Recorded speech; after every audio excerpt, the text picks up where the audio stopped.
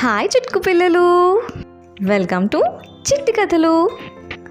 నేను మీ చిట్టి. ఈరోజు మనం వినబోయే కథ ఏంటంటే, అనగనగా ఒక అడవి. ఆ అడవిలో ఓ ఆశ్రమం. ఆ ఆశ్రమంలో ఒక మంచి తెలివైన సాధువు ఉన్నాడు.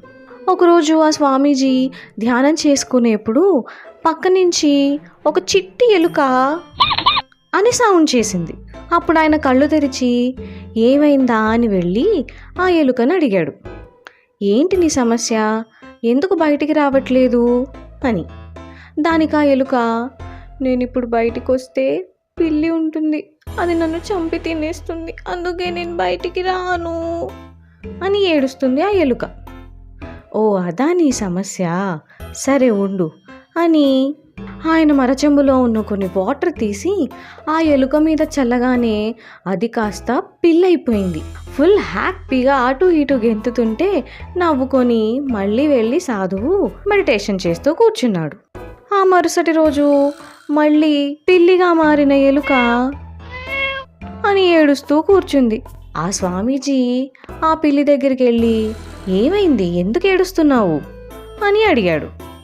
దానికి ఆ పిల్లి, నేను పిల్లినైతే అయ్యాను కానీ ఇప్పుడు కుక్కలు నా వెంట పడుతున్నాయి, నేను ఇంకా బయటికి వెళ్ళను అని ఏడ్చింది ఆ పిల్లి.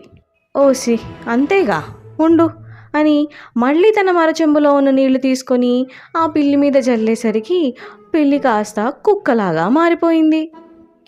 ఇంకా అసలు నాకు తిరుగే లేదనుకుంటూ కుక్కలాగా మారిన ఆ పిల్లి అడవంతా తిరిగొచ్చింది. అలా హాయిగా సాగుతున్న కొన్ని రోజులకి ఆ కుక్క బోరుమని ఏడవటం మొదలుపెట్టింది.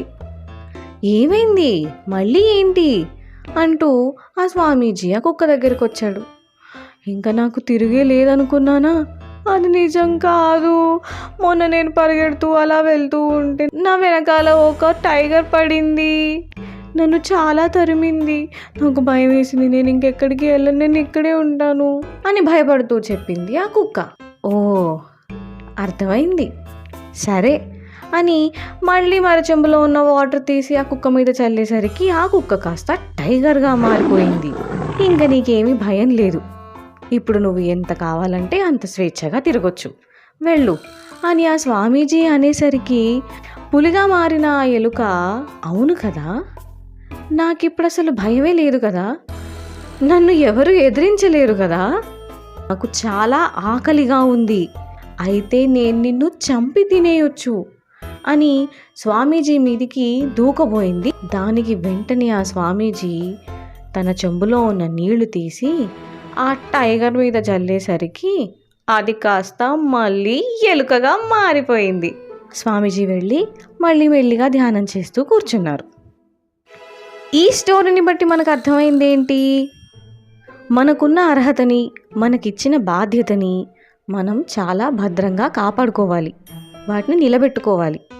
అంతేగాని పవర్ ఉంది కదా అని ఏది పడితే అది చేయకూడదు. ఇదిగో ఇలాగే అవుతుంది. అర్థమైందా? ఇది ఇవాల్టి చిట్టి కథ. మరో మంచి కథతో మళ్ళీ కలుద్దాం.